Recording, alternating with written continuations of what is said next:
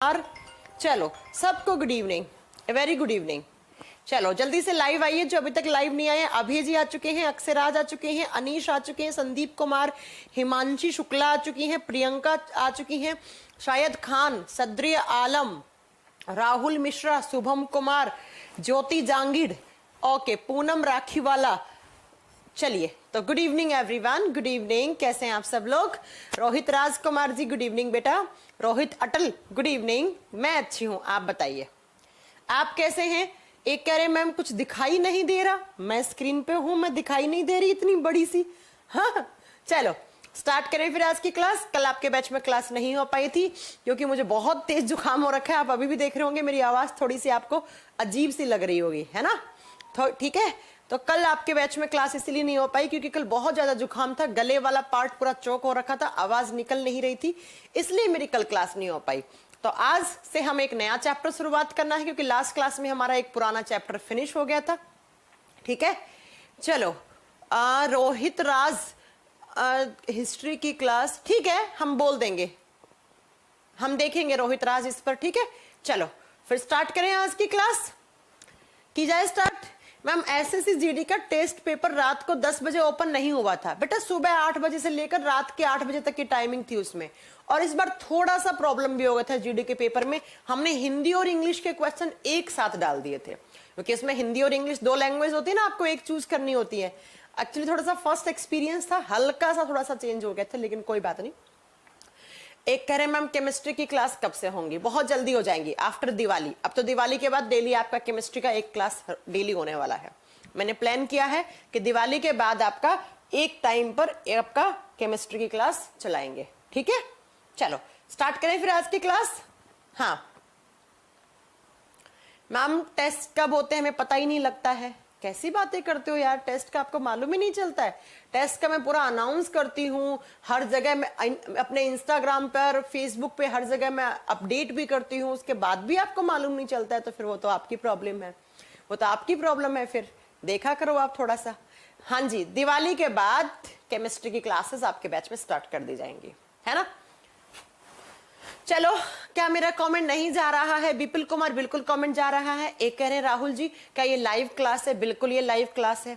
अगर आपको यकीन नहीं होता है तो मेरे घड़ी थोड़ी सी बंद हो गई, मैं आज आपको डेट बता देती हूँ।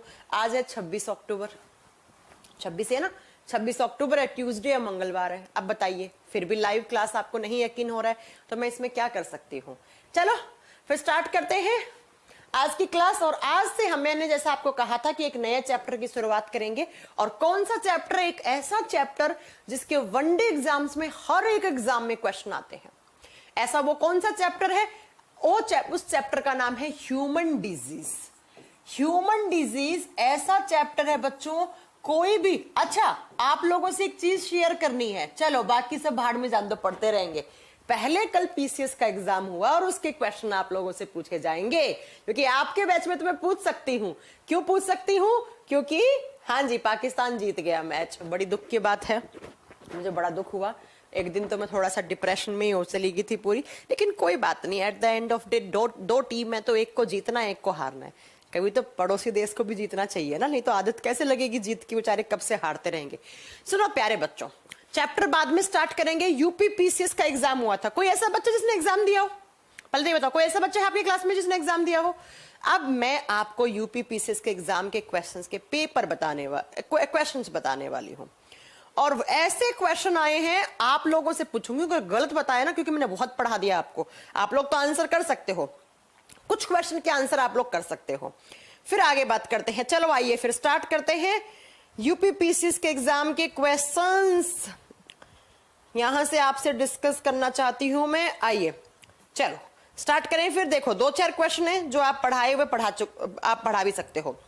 देखो, जब मैंने आपको करवाया होगा ग्लूकोज का लेवल, तो मैंने आपको हमेशा बताया होगा कि हमारे खून के अंदर जो ग्लूकोज होता है वो ज्यादा होता है, तब उसे क्या कहते हैं? हाइपरग्लाइसेमिया कहते हैं। और ग्लूकोज कम होता है उसे हाइपोग्लाइसेमिया कहते हैं। तो एक क्वेश्चन आया कि हमारे ब्लड में जो ग्लूकोज होता है उसे कॉमनली किस में एक्सप्रेस करते हैं? अच्छा, ऐसे ना मजा नहीं आएगा, मैं इनको टाइप करवा के लाती हूँ कल आपके क्लास में। छोड़ो, ऐसे पूछोगे तो मजा नहीं आएगा आप लोगों से। आज यही पढ़ो क्योंकि टाइप ज्यादा क्वेश्चन है। देखो मेरे पास 3 एग्जाम के क्वेश्चन हो गए।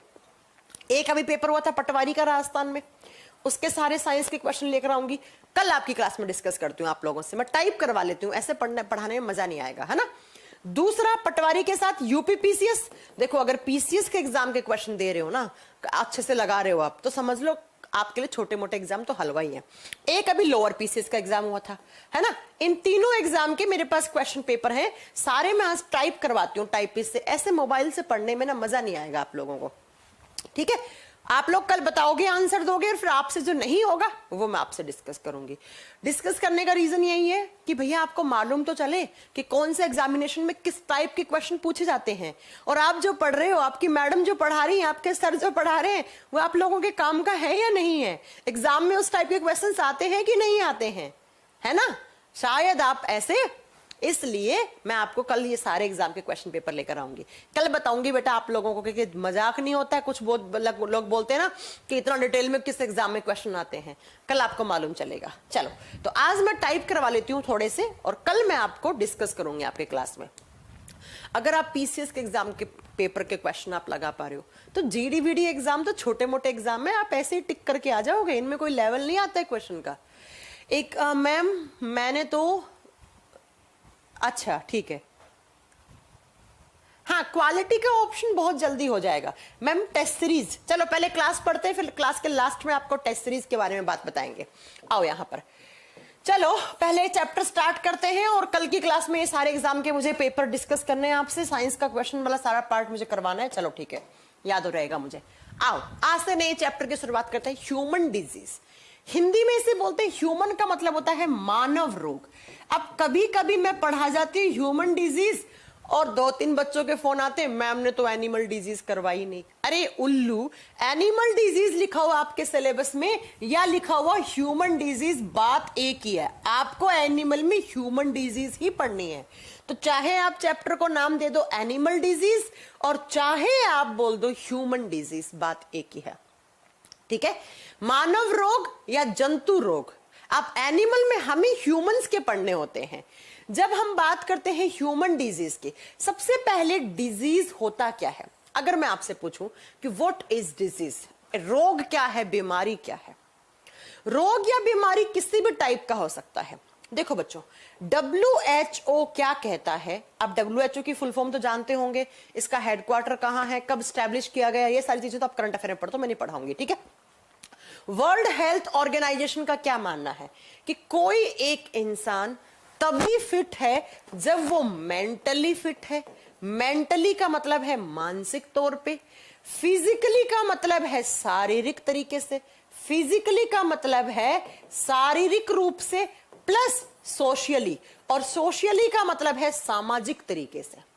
कहने का मतलब है WHO कहता है एक इंसान तभी फिट है जब वो एक तो मानसिक तौर पे वो उसको कोई बीमारी ना हो, दूसरा शारीरिक रूप से उसे कोई बीमारी ना हो, और सामाजिक तरीके से भी कोई बीमारी ना हो। इन तीनों में से अगर कोई भी बीमारी नहीं है तब आप 100% फिट हैं, आपको कोई रोग, आपको बीमारी नहीं है। लेकिन अगर तीनों में से किसी भी तरीके का आपके अंदर कोई भी डिसऑर्डर पैदा हुआ है, कोई भी विकार पैदा हुआ है, तो आपको कोई ना कोई बीमारी है। मेंटली का मतलब है मानसिक तौर पे आपका दिमाग ठीक है, सोचने की, समझने की, बोलने की सारी क्षमता आपकी बहुत अच्छी है, आपका दिमाग बहुत बढ़िया तरीके से मैच्योर हुआ है, आप मंद बुद्धि के नहीं हो। फिजिकली का मतलब है आपके हाथ, पांव, नाक, कान, गला, लीवर, पैनक्रियास, सारे ऑर्गन्स आपके ठीक हैं, फिजिकल तरीके से आप एकदम ठीक है। सोशली का मतलब, आप कहोगे मैम सोशली तरीके से बीमार हो सकते हैं लोग। यस, कुछ लोग होते हैं जो फेसबुक पे जाकर किसी को गाली दे देते हैं, तो भैया वो बीमार है दिमाग से, वो सोशली तरीके से कमजोर हैं वो, ठीक है। सोशली का मतलब है आपकी वजह से किसी और इंसान का प्रॉब्लम नहीं है, आप किसी को कोई अपशब्द तो नहीं बोल दिए हैं, आपको किसी टाइप का डिप्रेशन तो नहीं है, उस डिप्रेशन में आपने सामने वाले को, आपने किसी को कुछ गलत बोल दिया, उसको हानि पहुंच गई, आपको किसी से ईर्ष्या हो रही है, जलन हो रही है, तो उसमें आपने किसी इंसान को कुछ कर दिया, तो इसका मतलब आप मेंटली फिट नहीं है।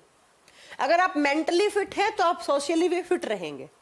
ठीक है। तो सामाजिक रूप से भी आपको फिट होना पड़ेगा, समाज में भी आपको अपने अच्छे तरीके से अपने विचार को प्रकट करना पड़ेगा और आपके विचारों की वजह से किसी और को हानि ना पहुंच रही है, तब आप सोशली फिट हैं। इस बात को आप याद रखिएगा, ठीक है। तो WHO कहता है मेंटली, फिजिकली, सोशली फिट हैं तो आप फिट हैं। अब अगर इन तीनों में आपको कहीं ना कहीं कुछ गड़बड़ है तो आपको कोई ना कोई डिजीज है, कोई आपको बीमारी है, कोई आपको रोग है। अब रोग की डेफिनेशन क्या होगी? रोग की डेफिनेशन यही है कि कोई ना कोई डिसऑर्डर मेंटली, फिजिकली, सोशली आपके बॉडी में या आपकी बोलचाल में या आपकी हलचल में आप में कोई पैदा हो गया, तो उसी को डिजीज, उसी सिम्टम को डिजीज या रोग बोल दिया गया है। अब ये डिजीज क्या है? ये डिजीज दो टाइप से हो सकती हैं। पहले मैं ओवरव्यू बता रही हूं, चैप्टर स्टार्ट नहीं किया है। बीमारियां बच्चों दो प्रकार से हो सकती हैं। कैसे कैसे? एक बीमारी होती है जिनको हम बोलते हैं जेनेटिक डिजीज, जेनेटिक डिजीज, या हम इन्हें दूसरा बोलते हैं हेरिडिटरी डिजीज। हिंदी में बोलते हैं आनुवंशिक रोग। जेनेटिक डिसऑर्डर लिखिएगा या आप लिख सकते हो बच्चों हेरिडिटरी डिजीज, बात एक ही है। आनुवंशिक रोग क्या होते हैं? जेनेटिक डिजीज, ऐसी कोई बीमारी जो आपको बाय बर्थ मिली हो। बाय बर्थ का मतलब है जब आपका जन्म हुआ तो जन्म होने के साथ एक बीमारी का भी जन्म हो गया। आपको बीमारी नहीं बोल रही हूं मैं, आपके साथ एक बीमारी पैदा हुई है। जब आपका जन्म हुआ तो जन्म के साथ ही आपके अंदर कोई बीमारी आ गई, उस बीमारी को जेनेटिक डिसऑर्डर या जेनेटिक डिजीज या हेरिडिटरी डिजीज कहते हैं। अब इसमें आपकी क्या गलती है? आपका जैसे जन्म हुआ आपके साथ बीमारी आ गई, आपकी गलती नहीं है, आपको ये पिछली जनरेशन से मिली है। ऐसी कोई बीमारी जो आपको लास्ट जनरेशन से मिली है, पिछली पीढ़ी से मिली है और जन्म के साथ आ गई, उसे जेनेटिक डिजीज कहते हैं। उसे हम आनुवंशिक रोग कहते हैं, जो जन्म के साथ आई और पिछली पीढ़ी से आ गई। अब आपसे आपकी पीढ़ी में जाएगी, आपके बच्चों से आपके बच्चों उनके बच्चों में जाएगी। तो ऐसी कोई भी बीमारी आप बताओगे बेटा जो आपके जन्म के साथ हुई और पिछली पीढ़ी से मिली और वो आगे से आगे एक जनरेशन से दूसरी जनरेशन में, तीसरी जनरेशन में ट्रांसफर होगी, उसे हम जेनेटिक डिजीज, उसे हम आनुवंशिक रोग या आनुवंशिक बीमारी का नाम देते हैं। अब आपके दिमाग में क्वेश्चन आया होगा, मैम ये कैसे हो जाती हैं जेनेटिक डिजीज, ये आनुवंशिक रोग कैसे हो जाते हैं? तो बच्चा जरा ध्यान से सुनिएगा, जरा ध्यान से सुनिएगा। क्या? चलिए, क्या बोल रहे हैं? क्या गायब हो गया है? मैम वॉइस थोड़ा पीछे चल रहा है साउंड से। अच्छा, कुछ ऐसी प्रॉब्लम है क्या वॉइस पीछे चल रही हो? एक बार देख लीजिए। हाँ चलो, नाम नहीं बताने अभी, जेनेटिक डिजीज के नाम नहीं बताने, मैं बताऊंगी आपको, मैं पढ़ाऊंगी, ठीक है। चलो अब सुनो, आपके दिमाग में क्वेश्चन आया होगा, मैम कैसे होती है ये जेनेटिक डिजीज? बच्चों जब भी किसी इंसान जो इंसान माँ के पेट में है, अभी उसकी बात कर रहे हो, जब आप माँ के पेट में थे उस समय आपकी सेल के किसी क्रोमोसोम में कुछ प्रॉब्लम हो गई हो, कोई क्रोमोसोम में प्रॉब्लम हो गई हो, उसके जीन में कुछ गड़बड़ हो गई हो, या उनकी सेल्स में म्यूटेशन हो गया। म्यूटेशन का मतलब होता है अचानक से होने वाले परिवर्तन, जिसे आप उत्परिवर्तन का नाम देते हो। जिस इंसान के अंदर ये जेनेटिक डिजीज आई होगी, उस इंसान की या तो सेल के जीन में कोई प्रॉब्लम हुई, वो जीन अच्छे से ट्रांसफर नहीं हो पाया, या उसके क्रोमोसोम में गुणसूत्रों में कुछ दिक्कत हुई और उन गुणसूत्रों के ऊपर कुछ बीमारी आई है, पीछे से कोई अलग टाइप का करैक्टर लेकर आ गई ये जीन और क्रोमोसोम, या उसके सेल में कोई म्यूटेशन हो गया, सडनली कुछ परिवर्तन हो गया। तो ये तीन रीजन हैं जिसकी वजह से जो बच्चा जन्म लेगा उसके साथ कुछ ना कुछ जेनेटिक डिसऑर्डर भी आएंगे, आनुवंशिक रोग भी आएंगे। अब आपसे एग्जाम में क्वेश्चन पूछता है कि जेनेटिक डिजीज क्यों बनती है, क्या रीजन है, तो वहां पर इन तीनों में से कोई ना कोई ऑप्शन आपको मिलेगा, ठीक है। अब आइए दूसरी तरफ, एक होगी जेनेटिक डिजीज की कैटेगरी, दूसरी होती है एक्वायर्ड डिजीज। एक्वायर्ड डिजीज का मतलब क्या हो गया? अर्जित रोग। अर्जित का मतलब है ऐसी बीमारी जो आपको बाय बर्थ नहीं मिली है, लेकिन आपने अपनी सराउंडिंग से एक्वायर की है। अपने चारों तरफ का जो वातावरण है, उस वातावरण से आपने अर्जित कर ली, अर्न कर ली उसे।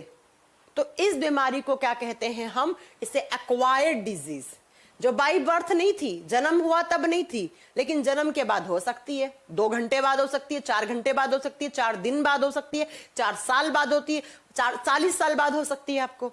तो ऐसा कोई बीमारी जो आपके चारों तरफ की सराउंडिंग से, आपके खाने से, पीने से, कैसा खा रहे हो, कैसा पहन रहे हो, पहनने का मतलब ही नहीं अच्छे कपड़े पहनने से बीमारी नहीं होती, कपड़ा धुला हुआ नहीं पहन रहे हो तो कुछ फफूद वफूद लग गया, उससे आपकी स्किन में कुछ इचिंग होने लग गई, रिंग वॉर्म दाद बन गया उससे, पानी खराब पी रहे हो, खाना खराब खा रहे हो, कुछ गलत एनवायरनमेंट में चले गए हो। गलत एनवायरनमेंट का मतलब क्या हो गया? सर्दी थी अचानक से गर्मी वाली जगह चले गए, या गर्मी थी अचानक से ठंड वाली जगह चले गए, तो कोल्ड कफ हो गया। तो ऐसा कोई बीमारी जो आप एक्वायर करते हैं अपने चारों तरफ की सराउंडिंग से, उसे एक्वायर्ड डिजीज कहते हैं। अब ये एक्वायर्ड डिजीज 2 टाइप से हो सकती है। नंबर 1 पे आएगा कम्युनिकेबल डिजीज। कम्युनिकेबल डिजीज का मतलब होता है बच्चों, संक्रामक रोग जो एक इंसान को हो गया तो उसके बगल में बैठने वाले इंसान को भी हो जाएगा। जिस इंसान को है, अगर आपने उसका जूठा खा लिया, आपने जूठा पानी पी लिया, उसके साथ रहे, तो आपको भी हो जाएगा। एक इंसान से दूसरे इंसान में, तीसरे इंसान से चेन बनकर जो बीमारियां फैलती हैं, उन्हें बोलते हैं कम्युनिकेबल डिजीज, उन्हें कहते हैं संक्रामक रोग। जैसे सबसे बड़ा एग्जाम्पल तो अब मैं क्या ही बताऊं, कोरोना का ही है। आप खुद ले लो, चाइना में फिर से कोरोना लौट आया है। चाइना में डेल्टा वायरस ने फिर से तबाही मचाना स्टार्ट कर दी है। वहां के स्कूल, कॉलेज, सब कुछ, फ्लाइट वगैरह सब बंद हो गए हैं। अब अगर इंडियन गवर्नमेंट सही समय पर अगर डिसीजन नहीं लेती है, चाइना वगैरह की फ्लाइट कैंसिल नहीं करती हैं, वहां के लोगों को यहां से आने से मना करती हैं, तो हमारा वही हाल हो जाएगा जो लास्ट ईयर था, फरवरी मार्च में। मार्च और अप्रैल कितना टफ महीने थे 2, तो सेम वापस वही समय आ रहा है। ठीक है, तो कम्युनिकेबल डिजीज का मतलब है जो आगे से आगे किसी ना किसी इंसान को फैला दे एक तो। और दूसरा अगर कम्युनिकेबल डिजीज की बात करते हैं, तो कम्युनिकेबल डिजीज का मतलब दूसरा क्या होता है, ध्यान से सुनना। आपके अंदर बाहर से कोई वेक्टर आया, आपके अंदर बाहर से कोई वेक्टर आया। वेक्टर का मतलब होता है वाहक। अब बच्चों, वेक्टर क्या होता है? बहुत बार आपने बायोलॉजी में सुना होगा कि व्हाट इज द वेक्टर। अभी आया पीसीएस के एग्जाम में क्वेश्चन कि इनमें से कौन सा एक बीमारी है जिसका वेक्टर मच्छर नहीं है, ऐसा कुछ आया था क्वेश्चन। कल आपको मालूम भी चल जाएगा, है ना। तो आपसे पूछा है कि कम्युनिकेबल डिजीज, संक्रामक रोग क्या होते हैं। कोई बाहर से कोई एक ऐसा वेक्टर आया, मेरे बॉडी के अंदर आया, और वो अपने अंदर पैथोजन को ले आया। बच्चा, 2 चीजें होती हैं। एक होता है पैथोजन, जिसका मतलब होता है रोगजनक, जो रोग को जन्म दे, जो बीमारी करता है, वो पैथोजन कहलाता है। और जो बीमारी फैलाता है अपने अंदर, इस पैथोजन को लेकर घूमता है, उसे वेक्टर, उसे वाहक कहते हैं। जैसे आपने सुना होगा कुत्ते के काटने से रेबीज होता है। कुत्ते ने काटा, कुत्ता एक वेक्टर है बेचारा, वाहक है, लेकिन कुत्ते के अंदर एक वायरस है, रैबिडा वायरस, वो क्या हो गया, पैथोजन। तो कुत्ता तो बेचारा वेक्टर है एक, उस कुत्ते के अंदर रैबिडा वायरस घूम रहा है। तो जैसे ही कुत्ते ने काटा तो रैबिडा वायरस हमारे बॉडी में आ गया, उसने हमें इन्फेक्शन कर दिया। तो वेक्टर का मतलब है जो अपने अंदर किसको लेकर घूमे, पैथोजन को लेकर घूमे। तो ऐसी बीमारियां जो वेक्टर के थ्रू होती हैं, उसे कम्युनिकेबल डिजीज कहा जाता है, उसे संक्रामक रोग कहा जाता है। जैसे dengue, malaria, typhoid, pneumonia, this all are communicable disease, and ये सब वेक्टर से होती है। ठीक है, नेक्स्ट आओ। दूसरा इधर आता है non communicable disease. Non communicable disease, असंक्रामक रोग। असंक्रामक रोग का मतलब क्या हो गया? एक तो बच्चा, असंक्रामक का मतलब यह हो गया कि ऐसी बीमारियां जो एक इंसान को है तो वो उसी में है, आप में नहीं आएंगी। आप उसके साथ बैठ रहे हो, उसका जूठा खाना खा रहे हो, कुछ भी कर रहे हो, आप उसके साथ बैठ के, आपके अंदर नहीं आ रही है। उनको बोलते हैं नॉन कम्युनिकेबल डिजीज। जैसे मैं एक एग्जांपल बताऊंगी, आप सब समझ जाओगे। For example cancer. कैंसर, अगर किसी इंसान को कैंसर हुआ है तो क्या उसके पास बैठोगे तो आपको हो जाएगा क्या? नहीं। और क्या कैंसर वेक्टर के थ्रू होता है? क्या कैंसर कोई मच्छर फैलाता है, कोई मक्खी फैलाती है? नहीं। ठीक है। ऐसे ही बहुत सारी हार्मोनल इम्बैलेंस्ड वाली बीमारियां होती हैं। गोइटर, जैसे गोइटर इसका एग्जाम्पल हो गया। गोइटर का मतलब होता है घेंगा रोग। हार्मोन कम ज्यादा होते हैं उस समय जो हमें बीमारियां होती हैं वो भी यही आएंगी। ठीक है। तो ऐसी कोई बीमारी जो वेक्टर के थ्रू नहीं आई है, वाहक के थ्रू नहीं आई है, हमारे बॉडी में कोई मिनरल, कोई हार्मोन कम ज्यादा होने से या हमारी सेल्स में कोई म्यूटेशन होने से पैदा होगी, उसे नॉन कम्युनिकेबल डिजीज कहते हैं। जैसे मीना माटा रोग कब होता है? जब आप ज्यादा मरकरी के, लेड के पार्टिकल्स खा लेते हैं तो मीना माटा हो जाता है। कैडमियम ज्यादा लोगे, इटाई इटाई हो जाएगा, है ना। आयोडीन की कमी हुई, घेंगा रोग हो जाएगा। हार्मोन की कमी हुई तो बीमारियां हो जाती हैं। तो वो सब हम यहां पढ़ने वाले हैं। और कम्युनिकेबल का मतलब क्या हो गया? जो वेक्टर के थ्रू हो, जो वाहक के थ्रू हो। अब कम्युनिकेबल डिजीज 4 टाइप से हो सकती है, आगे आप डिवाइड करोगे। कम्युनिकेबल डिजीज 4 टाइप से हो सकती है। नंबर 1 पे आएंगी बैक्टीरियल डिजीज। नंबर 1 पे लिखिएगा बैक्टीरियल डिजीज। ऐसी बीमारियां जो बैक्टीरिया से होती हैं, जीवाणु जनित रोग। ऐसा रोग, ऐसी बीमारी जो बैक्टीरिया के थ्रू हमारे बॉडी में आया। बाहर से बैक्टीरिया आया, हमें बीमारी कर गया। अब कौन कौन सी होती है वो सब पढ़नी पड़ेंगी हमें। नेक्स्ट लिखेंगे वायरस डिजीज या वायरल डिजीज, लिख दो, बात एक ही है। ऐसी बीमारियां जो वायरस फैलाता है, विषाणु जनित रोग। जैसे आपके सामने बहुत बड़ा एग्जाम्पल है कोरोना वायरस का, इससे बड़ा एग्जाम्पल तो कुछ हो ही नहीं सकता। नेक्स्ट आप लिखोगे बैक्टीरियल वायरस प्रोटोजोनल डिजीज। प्रोटोजोनल डिजीज, अब प्रोटोजोआ क्या होते हैं उस पर बात करेंगे।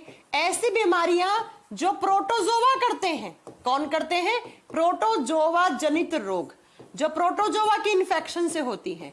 और लास्ट लिखिएगा फंगल डिजीज। फंगल डिजीज, कवक जनित बीमारियां। फंगल डिजीज,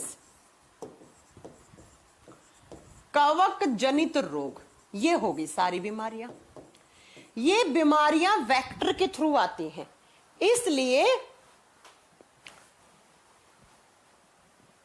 इसलिए आप बताओगे बेटा these all are communicable disease. तो घबराना नहीं है, ये सब हमें पढ़ना है।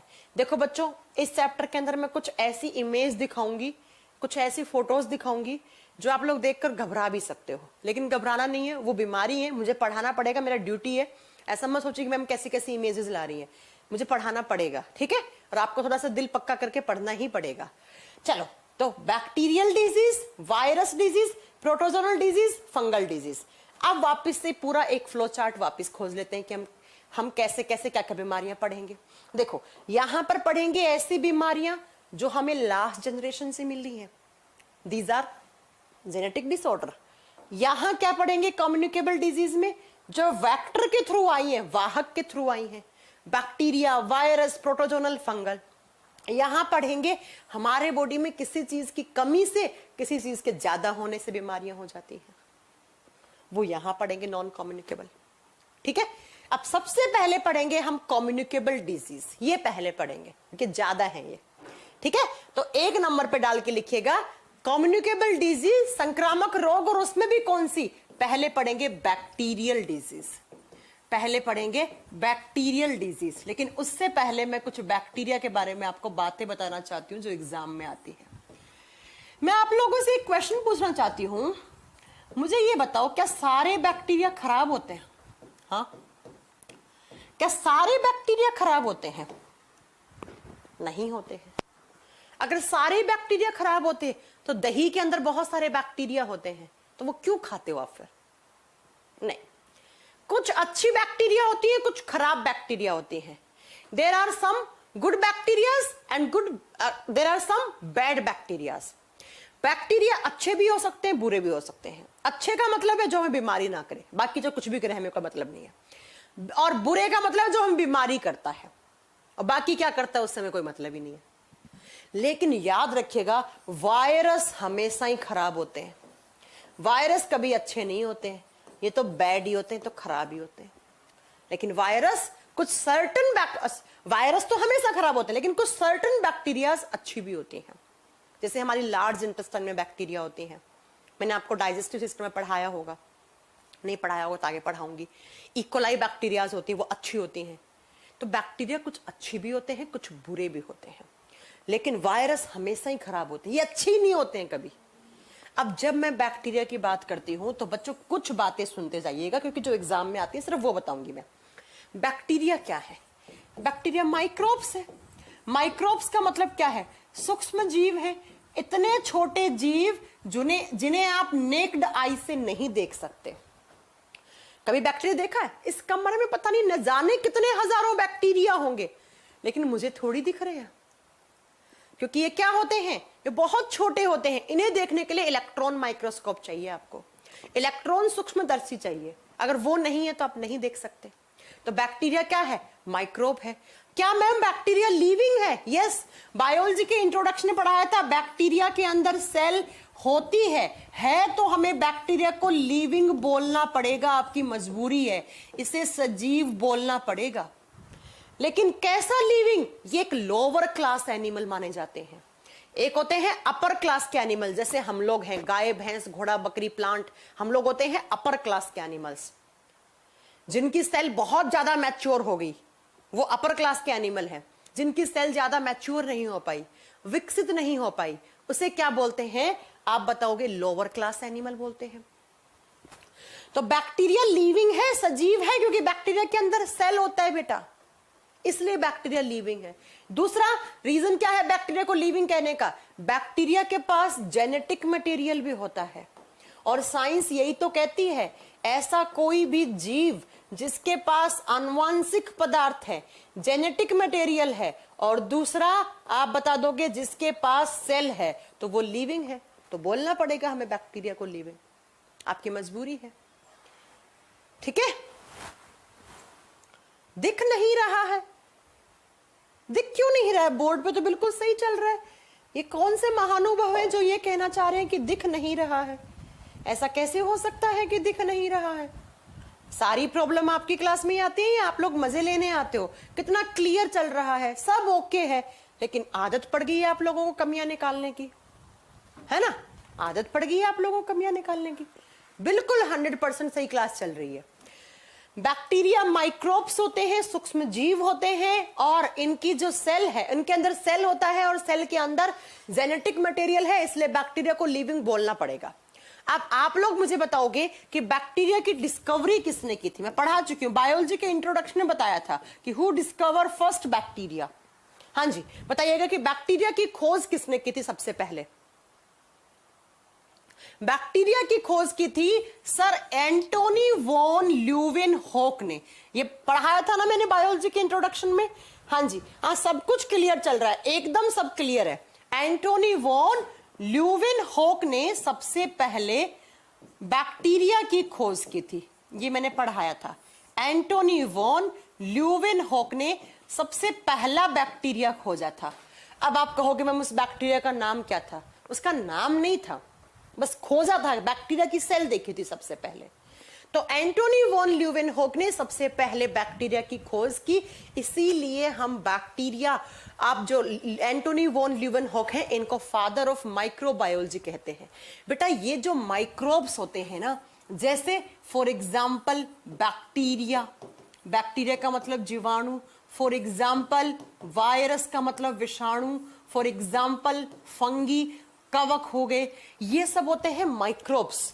और बायोलॉजी में ना इनकी ब्रांच ही अलग बना दी, और जिस ब्रांच के अंदर हम बैक्टीरिया, वायरस, फंगी, कवक, इन सबको पढ़ते हैं, उसे बोलते हैं माइक्रोबायोलॉजी। तो बहुत सारे बच्चे कहते हैं मैम आपने माइक्रोबायोलॉजी पढ़ाया नहीं। अरे भाई साहब, वनडे कॉम्पिटिटिव एग्जाम में माइक्रोबायोलॉजी से एक ही चैप्टर आता है आपका, यही चैप्टर जो मैं पढ़ाने जा रही हूं, बीमारियों वाला ही, कि कौन सा माइक्रोब कौन सी बीमारी करता है। ठीक है, तो ये किस विज्ञान में पढ़ते हैं हम? सूक्ष्म जीव विज्ञान में, माइक्रोबायोलॉजी में पढ़ते हैं हम। वो बायोलॉजी की ब्रांच जो माइक्रोब्स के बारे में बताती है आपको। ठीक है, चलो नेक्स्ट आप ध्यान से जरा सुनिएगा, अगला क्या है। देखो बच्चों, जब मैं बात करती हूं बैक्टीरिया की, तो बैक्टीरिया में किस टाइप की सेल होती हैं, सेल वाले चैप्टर में पढ़ा चुकी हूं। बैक्टीरिया में होती हैं प्रोकैरियोटिक सेल। बैक्टीरियाज में किस टाइप की सेल्स होती है, प्रोकैरियोटिक सेल होती है। और मैंने कहा था प्रोकैरियोटिक सेल कैसी सेल्स होती हैं, इमैच्योर सेल होती है। इमैच्योर का मतलब है ना ही तो इनमें न्यूक्लियस होता है और ना ही इनमें न्यूक्लियर मेम्ब्रेन होती है। ये दोनों चीज पढ़ा चुकी हूं, कोई नई बात नहीं है। तो बैक्टीरिया में किस टाइप की सेल्स होती हैं, प्रोकैरियोटिक सेल। प्रोकैरियोटिक कोशिकाएं पाई जाती हैं बैक्टीरिया के अंदर, ठीक है। कहने का मतलब इनमें इमैच्योर सेल्स हैं, इसीलिए तो बैक्टीरिया को हम लोअर क्लास एनिमल बोलते हैं कि भैया हमसे बहुत नीचे हो तुम लोग, ठीक है। चलो अब दूसरी बात क्या है, दूसरी बात ये आती है कि जो बैक्टीरियाज होती हैं, उन बैक्टीरियाज की जो सेल है उस सेल के चारों तरफ सेल वॉल लगा हुआ होता है। बैक्टीरिया की सेल के चारों तरफ आपने एक बैक्टीरिया लिया, उस बैक्टीरिया की एक सेल निकाली आपने, तो इसकी सेल के चारों तरफ आपको ऐसे सेल वॉल बना हुआ दिखेगा, कोशिका भित्ति दिखेगा। ये बात मैं आपको पहले पढ़ाया था मैंने कि बैक्टीरिया की सेल के चारों तरफ वॉल बना हुआ होता है, कोशिका भित्ति कहते हैं उसे, सेल वॉल कहते हैं। और बैक्टीरिया की सेल वॉल किसकी बनी हुई होती है, ये भी पढ़ाया था, पेप्टिडोग्लाइकोन। ये सारे एग्जाम के क्वेश्चन है, ये पेप्टिडोग्लाइकोन की बनी हुई होती है, एग्जाम का क्वेश्चन। अब एग्जाम में चाहे क्वेश्चन की लैंग्वेज चेंज हो सकती है, देखो लैंग्वेज कितने टाइप से आ सकती है। वो कौन से माइक्रोब्स हैं जिनकी सेल वॉल पेप्टिडोग्लाइकोन की बनी हुई होती है, ये लो बैक्टीरिया। वो कौन से माइक्रोब्स हैं जिनकी डिस्कवरी एंटोनी वॉन ल्यूवेनहॉक ने की, ये लो। अगला मैंने आपको जब पढ़ाया था तो मैंने ये भी कहा था कि बैक्टीरिया में प्रोकैरियोटिक सेल होती है, और प्रोकैरियोटिक सेल का जो डीएनए होता है वो एक तो ऐसे स्प्रिंग जैसा गोल होता है, एक तो इनका डीएनए सर्कुलर होता है और दूसरा इनका डीएनए होता है सिंगल हेलिक्स। तो अब जरा बता दो कि अगर कभी एग्जाम में क्वेश्चन आ गया कि जीवाणु का जो जेनेटिक मटेरियल है वो कैसा होता है, गोल और सिंगल हेलिक्स होता है। गोल होगा और एकल कुंडलित होगा, ऐसे स्प्रिंग जैसा घुमा हुआ होगा। नेक्स्ट, अब आप मेरे से पूछोगे क्या मैम बैक्टीरिया में लाइसोसोम होता है, जाओ लिखते जाओ। देखो अगर आपने कोई एक बैक्टीरियल सेल उठाई तो उसके अंदर आपको क्या क्या दिखेगा और क्या क्या नहीं दिखेगा वो सुन लो। अगर आपने कोई बैक्टीरियल सेल उठाई, कोई जीवाणु की कोशिका उठा ली और उस जीवाणु की कोशिका को आपने रख दिया किसके नीचे, इलेक्ट्रॉन माइक्रोस्कोप के नीचे रखा, तो बच्चों देखो क्या क्या दिखेगा। सेल वॉल दिखेगा, yes ma'am cell wall is present दिखेगा। Next, cell membrane is also present, कोशिका झिल्ली भी दिखेगा। अब बताओ क्या आपको न्यूक्लियस दिखेगा क्या, जल्दी बताओ, न्यूक्लियस केंद्रक दिखेगा? नहीं मैम, कैसी बातें कर रही हो, न्यूक्लियस नहीं दिखेगा। क्या न्यूक्लियर मेम्ब्रेन दिखेगी? बताइए, क्या केंद्रक की झिल्ली दिखेगी? नहीं दिखेगी मैम। क्या आपको जेनेटिक मटेरियल दिखेगा? यस, जेनेटिक मटेरियल दिखेगा, डीएनए वगैरह दिखेगा इनका, क्योंकि होता है इसमें। अगला, अगर मैं आपसे पूछूं क्या आपको माइटोकॉन्ड्रिया दिखेगा उसमें? नहीं दिखेगा, माइटोकॉन्ड्रिया नहीं होता है। अगर मैं पूछूं कि लाइसोसोम दिखेगा, लाइसोसोम्स दिखेंगे? आप कहोगे नहीं दिखेगा मैम। अगर मैं आपसे पूछूं ईआर क्या होता है, फुल फॉर्म लिख दो, एंडोप्लाज्मिक रेटिक्यूलम, एंडोप्लाज्मिक रेटिक्यूलम। अब मैं ये क्यों पढ़ा रही हूं, एग्जाम में आ जाते हैं बच्चों वाले क्वेश्चन। हिंदी में क्या बोलते हैं, अंतःप्रदव्वी जालिका, अंतःप्रदव्वी जालिका। क्या आपको दिखेगा ईआर? नो नो नेवर, नहीं दिखेगा। क्या आपको गोल्गी बॉडीज दिखेंगे? नहीं दिखेगा। क्या आपको बैक्टीरिया की सेल में गोल्गी बॉडीज दिखेंगे, गोल्जी काय दिखेंगे? नहीं दिखेंगे गोल्जी काय, नहीं दिखेंगे गोल्जी काय। लेकिन याद रखिएगा बैक्टीरिया की सेल में राइबोसोम दिखेंगे। यस मैम, राइबोसोम होते हैं। बस डिफरेंस क्या है, बैक्टीरिया की सेल में जो राइबोसोम होता है वो 70S टाइप का होता है। किस प्रकार का? 70S प्रकार का, 70S टाइप का। तो यही तो बैक्टीरिया के करैक्टर है।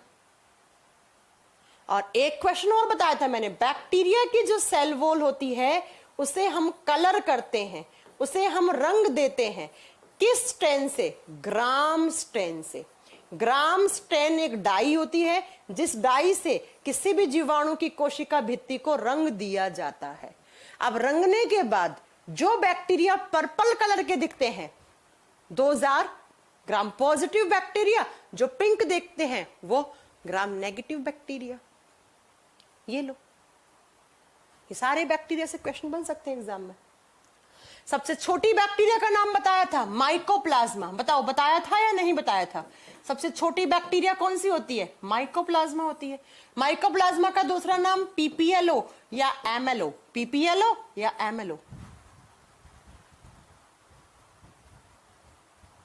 बस याद रखिएगा। एक पॉइंट और नोट करता है, माइकोप्लाज्मा में सेल वॉल नहीं होती। तो यही तो है बैक्टीरिया। अब आप कहोगे मैम बैक्टीरिया का शेप कैसा होता है? अरे उल्लुओं, मैंने पढ़ाया तो था, बैक्टीरिया का अगर शेप की बात करोगे, आकार की, तो बैक्टीरियाज कैसे ऑर्गेनिजम्स होते हैं? These are unicellular organisms. Unicellular का मतलब होता है एक कोशिकीय जीव। मतलब इनके अंदर क्या होता है? एक ही सेल है, और एक ही सेल है तो वो यूं रहे, यूं रहे, यूं रहे, कैसे भी रह ले, ये इसकी मर्जी। इसलिए इनका शेप फिक्स नहीं होता है, ये इर्रेगुलर शेप के होते हैं। कुछ बैक्टीरिया होते हैं जो रोड जैसे होते हैं। रोड देखिए आपने, रोड जिससे आप पानी गर्म करते हैं। कुछ बैक्टीरिया गोल होते हैं, कुछ बैक्टीरिया लंबे होते हैं, कुछ बैक्टीरिया चतुर्भुज के आकार के होते हैं, कुछ बैक्टीरिया रोड शेप के होते हैं। कैसे दिख सकते हैं आपको बैक्टीरिया? कैसे दिख सकते हैं आपको? ठीक है, तो इर्रेगुलर है। हाँ जी बेटा, बीपीएससी का बैच है रोशन जी। तो ये बैक्टीरिया के सारे कैरेक्टर हो गए। अब हमें तो ऐसे बैक्टीरिया पढ़ने हैं जो बैक्टीरिया हमारे अंदर बीमारियां करें भाई साहब। बाकी दही वही वाली बैक्टीरिया तो ऐसे ही पढ़ लेते हो, क्वेश्चन वगैरह में पढ़ लेते हो आप। हमें वो पढ़नी है जो हमें बीमारियां करे। और कौन कौन सी बैक्टीरिया कौन कौन सी बीमारी करती हैं? आओ पहले नाम लिखवाओ सारी बीमारियों के जो बैक्टीरिया से होती हैं, है ना। चलो पहले लिख लो, बैक्टीरियल डिजीज के नाम लिखो ताकि आपको आसान लगे याद करना। बैक्टीरियल डिजीज या जीवाणु जनित, ये सारे क्वेश्चन जो पिछली स्लाइड्स में लिखवाए हैं ना, ये सब एग्जाम में आते हैं। ये सब क्वेश्चन आपसे पूछे जाएंगे, सारे याद करने हैं आपको, ठीक है। चलो अब बैक्टीरियल डिजीज के पहले नाम लिखते हैं हम, जीवाणु जनित। आप लोग कितनी बीमारियां जानते हैं जो बैक्टीरिया से होती हैं, वो आप कमेंट बॉक्स में बताओ। हाँ जी, कमेंट बॉक्स में बताओ कौन कौन सी बीमारी, मैं लिख रही हूं यहां पर, ठीक है। नंबर 1 पे जो सबसे ज्यादा मेरी फेवरेट बीमारी है, अब आप बोलोगे बीमारियां भी फेवरेट होती है क्या? फेवरेट नहीं बेटा, वो एग्जाम में ज्यादा आती है। टीबी। टीबी बोले तो ट्यूबरकुलोसिस। पहले लोगों को लगता था कि टीबी सिर्फ फेफड़ों में होती है, आजकल टीबी ब्रेन में भी होती है, पांव में, हाथ में, कहीं भी टीबी पकड़ी जाती है, पता है आपको। नेक्स्ट, अगला टीबी के बाद न्यूमोनिया। न्यूमोनिया की स्पेलिंग बहुत टफ है, याद करनी पड़ेगी, ठीक है। न्यूमोनिया कैसी होती है? ऐसे लिखी जाती है न्यूमोनिया। चलो अगला, अगला बीमारी कौन सा है? सिफिलिस। सिफिलिस, मैं आपको एक ट्रिक भी बताऊंगी, अभी तो कैसे लिख लो आगे पीछे, जब ये सारी करवा दूंगी फिर एक ट्रिक बताऊंगी, ट्रिक से भी याद कर सकते हो आप सिफिलिस। लेकिन ट्रिक से अच्छा समझ कर याद करोगे, चीजों को रिलेट करके याद करोगे, आसानी से याद हो जाएगा। अगली लिखो डिप्थेरिया। डिप्थेरिया मुझे कैसे याद है? ऐसे आपको याद हो जाएंगी, ऐसा थोड़ी है मेरा दिमाग ज्यादा चलता है, आप लोगों से कम चलता है, आप लोगों से कम पढ़ाई करती हूं मैं, कम दिमाग खर्च करती हूं मैं, तो मेरे से ज्यादा दिमाग तो आपका चलता है। अगला लिखोगे उसके बाद टिटनस। टिटनस का इंजेक्शन लगवा लो भैया, जैसे ही कोई कटता फटता है, लोहे की लगती है, भाग के टिटनस का इंजेक्शन लगवा के लाते हो। अगला प्लेग, काली मौत, इंसान काला पड़ के मर जाता था, प्लेग, चूहा जिसका वेक्टर होता है। उसके बाद लिखेंगे कोलेरा, हेजा, बड़ा चला था इंडिया में, कोलेरा, याद है आप लोगों को हेजा? 2007-8 में जब हम लोग छोटे थे, बड़ा हेजा चला था एक बार, है ना। उसके बाद आती है बेटा, डिप्थीरिया लिख दी, लेप्रोसी हो गई। लेप्रोसी जिसे हम बोलते हैं कुष्ठ रोग, लेप्रोसी, है ना, ये मेन है। बाकी छोटी मोटी कोई रह जाएगी तो आगे पढ़ा देंगे। ये मेन है बेटा। टाइफाइड लिखो, टाइफाइड भी तो मेन है। टाइफाइड बहुत चल रहा है। लास्ट टू लास्ट मंथ मुझे हुआ था और बहुत खतरनाक तरीके से हुआ था, है ना। टाइफाइड जिसे हम मियादी बुखार बोलते हैं, ये मेन है आपसे एग्जाम में पूछे जाने वाली, जो हमसे एग्जाम में अक्सर पूछ ली जाती हैं, ठीक है। बाकी कोई छोटी मोटी रहेगी तो वो बाद में देखेंगे, है ना। चलो सुनो, टीबी जिसे हम थोड़ा सा ओवरव्यू देती हूँ, सुनते ही होंगे आप कि ज्यादा बीड़ी सिगरेट नहीं पीनी चाहिए, टीबी वगैरह हो सकता है, फेफड़े खराब हो सकते हैं। निमोनिया भी फेफड़ों के अंदर इंफेक्शन करती है, लेकिन दोनों अलग अलग बीमारियां हैं। Syphilis, it is a genetic disorder disease, genetic नहीं, सेक्सुअली ट्रांसमिटेड डिजीज, एसटीडी। बताएंगे आगे क्या होता है। डिप्थीरिया की बात करेंगे आगे, क्या होता है डिप्थीरिया। उसके बाद आता है टिटनस। जैसे चाकू से कटा लोहे की लगी तो हम भाग के टिटनस का इंजेक्शन लगवा के आते हैं। प्लेग, काली मौत जिसे कहा गया था, साउथ अफ्रीका साइड में अभी भी बहुत है, चूहा जिसका वेक्टर होता है। कोलेरा, हैजा, खराब खाना खाने से, खराब पानी पीने से हैजा होता था बहुत। उसके बाद लेप्रोसी, कुष्ठ रोग, स्किन गल जाती है, उंगलियां टूट के नीचे गिर जाती हैं। रात को सोगे 5 उंगली थी, सुबह एक गाय मिलेगी आपको, है ना। चलो उसके बाद टाइफाइड, मियादी बुखार, एक्सेट्रा एक्सेट्रा, ये मेन है। अब आओ सबसे पहला कौन सा पढ़ेंगे। सबसे पहला आप जो बोलोगे टीबी पढ़ लेते हैं। चलो 1 नंबर पे लिखेंगे टीबी। अब देखो नंबरिंग आपको करनी पड़ेगी, मुझे नंबरिंग नहीं याद रहती है।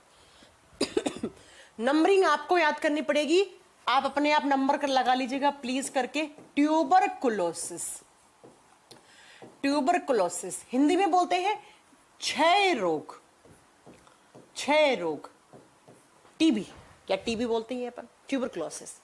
या कभी कभी लिखा हुआ होता है लंग्स ट्यूबरकुलोसिस, फेफड़ों का ट्यूबरकुलोसिस। अब तो इसे डिफाइन कर दिया, क्योंकि मैंने कहा ना पहले फेफड़ों में ही होता था, लेकिन आजकल तो टीबी वाले बैक्टीरिया इतने ज्यादा बढ़ गए, इतने ज्यादा अपने आप को ओवर स्मार्ट समझने लग गए, हाथ में, पांव में, कहीं पर भी हो जाता है टीबी। एक बच्चे ने ट्रिक बताया है, पंडित का टीका न्यू हो बेटी रिया। अच्छा, हो सकता है इसी ट्रिक पे आप याद कर सकते हैं। हाँ, मेरे पास दूसरी ट्रिक है, बताएंगे आपको, लास्ट में बताएंगे। चलो, लंग्स ट्यूबरकुलोसिस भी आ जाए तब भी आपका सेम नाम होगा, ट्यूबरकुलोसिस। आइए अब हम यहां पर क्या क्या पढ़ने वाले हैं। सबसे पहले टीबी बीमारी की बात करते हैं, तो सबसे पहला आता है पैथोजन। भैया कौन करता है आपको टीबी, तो वो पैथोजन बन जाता है। रोग जनक, जो रोग को जन्म देता है वो पैथोजन, वो रोग जनक कहलाता है। और रोग को जो जन्म देता है वो एक बैक्टीरिया है। कौन सा बैक्टीरिया, नाम लिखो, एमटीबी।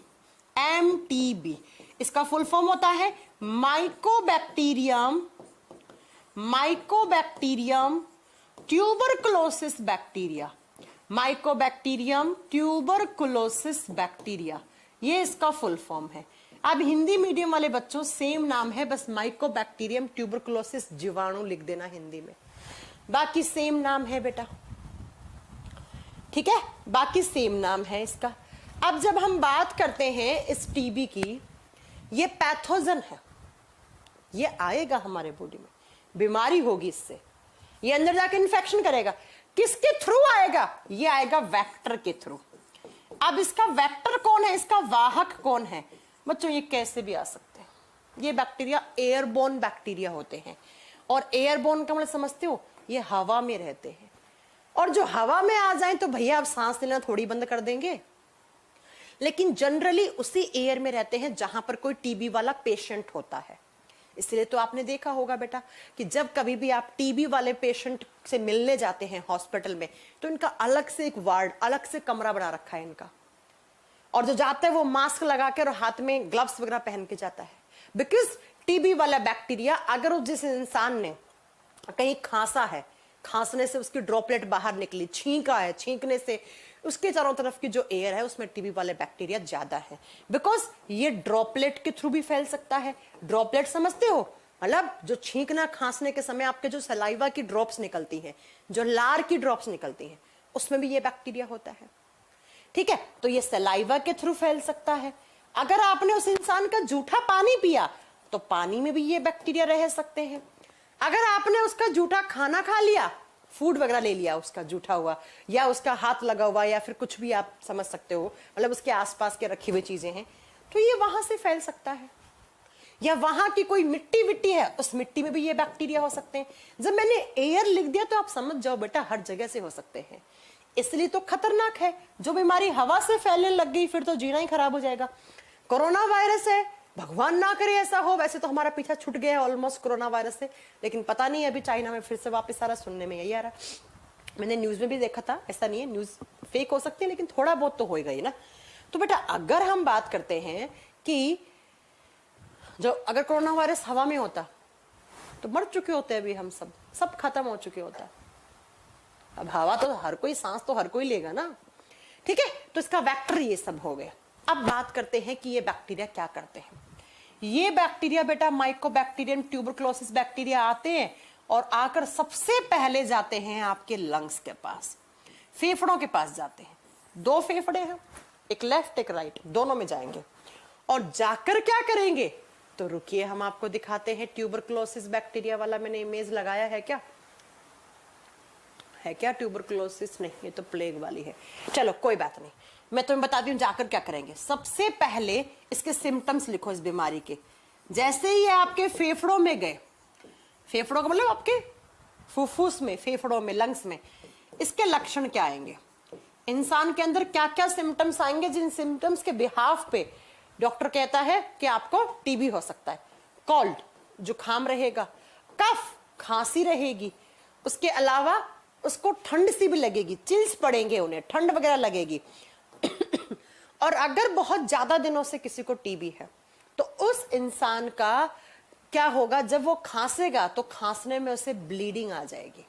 ब्लीडिंग का मतलब है जब खांसा तो उससे ब्लीडिंग, उससे खून निकलना शुरू हो जाएगा, खून आ जाता है उसके खांसने में। जो उसने कफ गिराया है उसके अंदर क्या आ जाता है आपका, आप बताओगे, उसके अंदर खून वगैरह आने लग जाता है। तो आप बोलते हो मुझे खून की उल्टी हो गई है, उल्टी नहीं है, वो खांसने वासने में खून आ गया है। तो आप डॉक्टर के पास जाओगे और डॉक्टर कहेगा भैया ये सिम्टम्स हैं, तो इससे आपके ब्लड का सैंपल लेगा और ब्लड का सैंपल लेकर आपके ब्लड के लैब में जाएगा सैंपल, और उसमें देख लिया जाएगा कि उस जो सैंपल ब्लड का आया है उसमें ये बैक्टीरिया है या नहीं है, ठीक है। चलो, इसके अलावा इंसान को बुखार भी हो सकता है, लिख लीजिएगा, फीवर भी हो सकता है, बुखार भी रहेगा इंसान को। और साथ में ना अगर ये बैक्टीरिया लंग से उल्टे ब्रेन की तरफ चले गए हैं तो भाई साहब ये ब्रेन वगैरह को भी इफेक्ट कर सकते हैं, ठीक है। ऐसा नहीं है कि सिर्फ आपके फेफड़ों में इन्फेक्शन करेंगे, नहीं, ऐसा नहीं है, ठीक है। तो ये सारे सिम्टम्स जब इंसान में दिखेंगे तो आप डॉक्टर के पास जाओगे, डॉक्टर आपके खून का सैंपल लेगा और ब्लड से ही टीबी की जांच हो जाती है। खून लेगा और खून को लैब में भेजकर उसमें पूरा डिटरमाइन करेंगे कि बैक्टीरिया है या नहीं है, और हुए तो आपको बता देंगे क्या हो गया, आपको टीबी हो गया। अब बच्चों टीबी की 2 स्टेज होती है, एक तो है इसकी प्राइमरी स्टेज, प्राइमरी स्टेज में ये सब होगा। सेकेंडरी स्टेज का मतलब है टीबी आपको क्रोनिक हो गया। क्रोनिक का मतलब होता है दीर्घकालीन अवस्था वाली बीमारी, बहुत दिनों तक टीबी आपको कम से कम 1.5-2 साल से टीबी है। अब क्या होगा, ये टीबी वाले बैक्टीरिया आपके फेफड़े में पहुंचकर, हमारे फेफड़ों के चारों तरफ ऐसे एक मेम्ब्रेन लगी हुई होती है। क्या लगी हुई होती है हमारे फेफड़ों के चारों तरफ? एक मेम्ब्रेन, एक झिल्ली लगी हुई होती है जिसे बोलते हैं प्लूरा। एग्जाम में क्वेश्चन आता है प्लूरा किस ऑर्गन की मेम्ब्रेन है, किस ऑर्गन को प्रोटेक्शन प्रोवाइड करती है प्लूरा? तो आप क्या लिखोगे, प्लूरा हमारे फेफड़ों को सुरक्षा प्रदान करती है। और ये जो आपके टीबी वाले बैक्टीरिया हैं ये आएंगे और इस प्लूरा को नष्ट कर देंगे, इसे डैमेज कर देंगे। अब बच्चों आप खुद सोचो कि ये मेम्ब्रेन आपके लंग्स को प्रोटेक्शन प्रोवाइड कर रही थी, यही खा गए। जब टीबी वाले बैक्टीरिया कभी एक्सरे वगैरह देखना, पता है कैसे दिखेगा आपको एक्सरे? उसका ऐसा एक्सरे दिखेगा कि इतनी सी मेम्ब्रेन बची है, इतनी सी मेम्ब्रेन बची है आपके फेफड़ों के बाहर, इतनी खराब हो गई, इतनी खराब हो गई, है ना।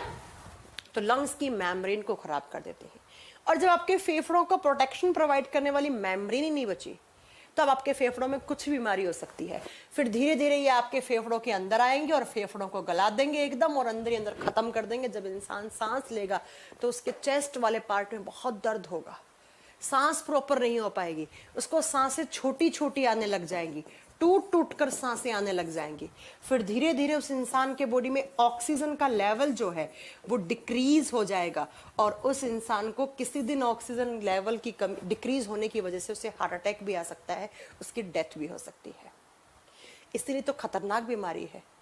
अब बताओ कि लंग्स किस सिस्टम का पार्ट होते हैं? लंग्स होते हैं बेटा रेस्पिरेटरी सिस्टम का पार्ट। तो ये बीमारी मेनली किसको इफेक्ट करती है? रेस्पिरेटरी ट्रैक को और रेस्पिरेटरी सिस्टम को।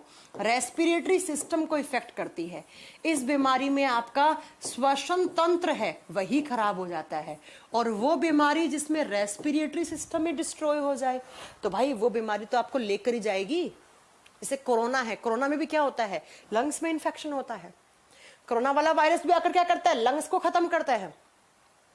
तो वो भी रेस्पिरेटरी सिस्टम, इतनी इसलिए तो इतनी खराब बीमारी है टीबी भी।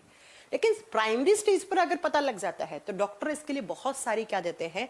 आप बताओगे बेटा, बहुत सारी एंटीबायोटिक्स, बहुत सारी हैवी ड्रग देकर इसे ठीक कर सकते हैं। लेकिन घबराना नहीं है। क्यों नहीं? क्योंकि इसके लिए वैक्सीन बना हुआ है, इसके लिए टीका बना हुआ है, और हर बच्चे को जन्म लेने के 24 घंटे के अंदर अंदर इस बीमारी का टीका लगा दिया जाता है। और इसका जो टीका लगता है उसका नाम होता है बीसीजी। बीसीजी वैक्सीन है इसके लिए, इसलिए तो इतना कम है ना, इसलिए तो कम है। और बीसीजी की फुल फॉर्म होती है बैसिले कैलुमेट ग्यूरिन। बैसिले कैलुमेट ग्यूरिन, ये एक टीका लगता है। कब लगता है? तो बच्चे के जन्म के बाद जो सबसे पहला टीका लगता है 24 घंटे के अंदर, वो बीसीजी का ही टीका लगता है। अब जिसने नहीं लगवाया उसको ज्यादा बीमारी होने के चांसेस हैं।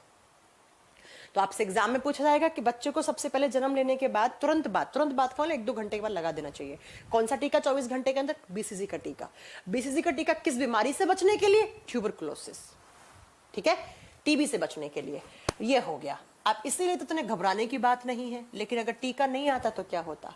और याद रखिएगा, TB is a highly communicable disease. Communicable का मतलब है अगर आप टीबी वाले इंसान के बगल में बैठे और उसने छींक दिया, खांस दिया, उसका जूठा खाना पी लिया, खा लिया, पानी पी लिया, तो भैया आपको भी हो जाएगा।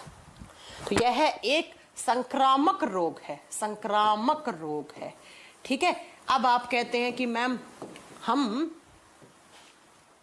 जिस इंसान को टीबी है और वो ऊपर से एक दिन में 2 बीड़ी 4 बीड़ी सिगरेट भी पी रहा है, फेफड़े तो पहले ही खराब है, वो और क्यों खराब कर रहे हो उसे? सिगरेट का धुआं, उसका तंबाकू, उसका टोबैको, उसका लार और ये जो उसका टार, ये सब कुछ क्यों फेफड़ों के अंदर जमा रहे हो? पहले तुम्हारे बहुत हेल्दी है क्या फेफड़े, जो और तुम बीड़ी सिगरेट तंबाकू पी के और उसे खराब कर रहे हो? ठीक है, तो ये याद रखिएगा बेटा, ये है टीबी। बहुत खतरनाक बीमारी है, लेकिन हम लोग इसलिए बचे हुए हैं इससे क्योंकि बेटा हमें वैक्सीन लग जाता है। इसीलिए आप लोग पढ़े लिखे लोग बनो, जागरूक लोग बनो। जब भी आपके घर में कोई बच्चा होता है तो जरूरी नहीं है प्राइवेट हॉस्पिटल से इंजेक्शन लगवाएं। प्राइवेट हॉस्पिटल में तो महंगा लगता है, सरकारी हॉस्पिटल से लगवा लीजिए बीसीजी का टीका। सबसे पहले बच्चे को बीसीजी का टीका लगवाइए, नहीं तो इन फ्यूचर अगर आपका बच्चा बड़ा हुआ तो उसको बहुत सारी प्रॉब्लम हो सकती है। ठीक है, तो ये हो गया टीबी, पहला बीमारी। दूसरी बीमारी, ओ टाइम हो गया, ठीक है।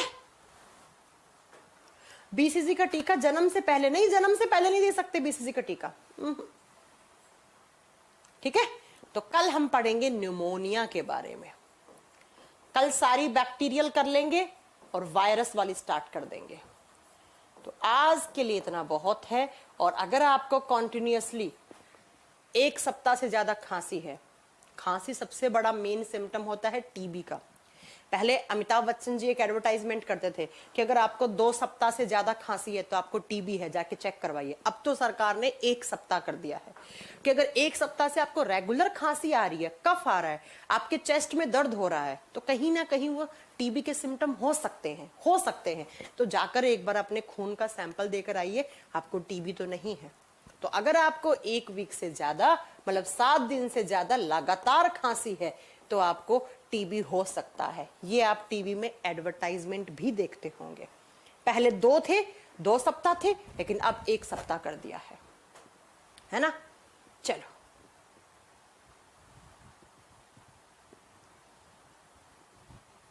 हाँ, बच्चे को जन्म के बाद बीसीजी का टीका सबसे पहला टीका लगाया जाता है, बिल्कुल सही है रोहित राजकुमार जी।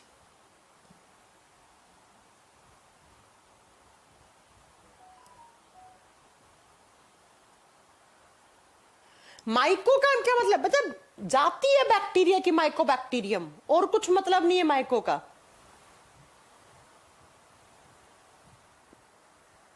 ठीक है,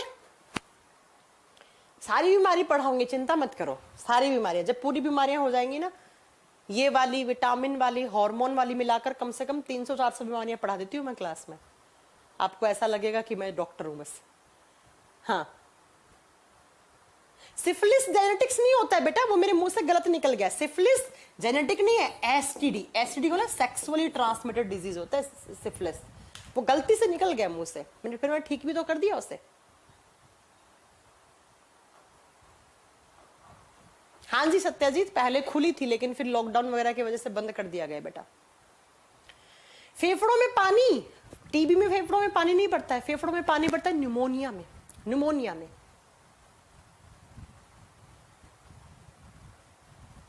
कुमार सत्यम, थैंक यू। एपिलेप्सी क्या होता है, एपिलेप्सी के बारे में बात बताएंगे आपको। एपिलेप्सी मिर्गी के दौरे पड़ते हैं, उसके बारे में बात करेंगे। चलो, किसी का कोई डाउट नहीं है अब? चलिए फिर कल मिलते हैं आपसे, सेम टाइम सेम जगह। आज के लिए इतना बहुत है, कल हम बैक्टीरियल कंप्लीट कर लेंगे, वायरस स्टार्ट कर देंगे। वायरस की ज्यादा है और वायरस वाली ज्यादा एग्जाम में, ऐसा नहीं है, बैक्टीरिया वाली भी आती है ना। चलो, thank you very much, bye bye.